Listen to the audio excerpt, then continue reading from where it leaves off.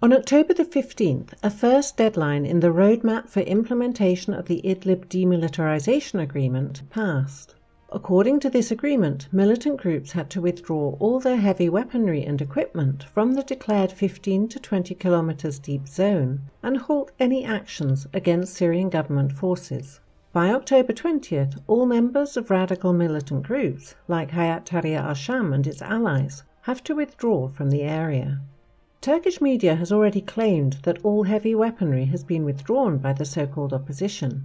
Nonetheless, recent rocket and mortar strikes on government targets in northern Hama and southwestern Aleppo show that this is at least partly untrue. Furthermore, Hayat Tahrir al-Sham and other radicals are not hurrying to abandon their positions. The situation is developing. On the same day, Syria and Israel reopened the Quneitra border crossing in the Golan Heights for the first time in 4 years. The Syrian flag was raised at the crossing, and as it reopened, the UN peacekeeping force, UNDOF, sent a number of white trucks from Syria to the Israeli-held area. The Israeli side declared that the reopening of the crossing symbolizes the return of the enforcement of the 1974 disengagement agreement. At the same time, a crossing between Syria and Jordan was opened for the first time in 3 years. The reopening of the crossing allows the sides to restore free movement of civilians and goods between the sides.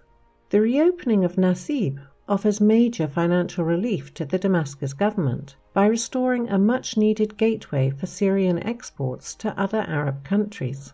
The resumption of commercial trade is also a diplomatic victory for Syria and its allies. Furthermore, these developments show the success of the de-escalation of the situation in southern Syria, a move supported by the Russian side for a long time. It seems that, despite all the speculations in the mainstream media, the Syrian-Iranian-Russian alliance has employed the right approach and achieved an important victory in the area.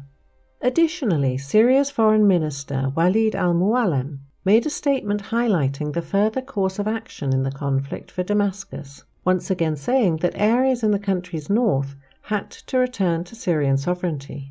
After Idlib, our target is east of the Euphrates, Muallem said, referring to the territory seized by the US-backed Syrian Democratic Forces SDF.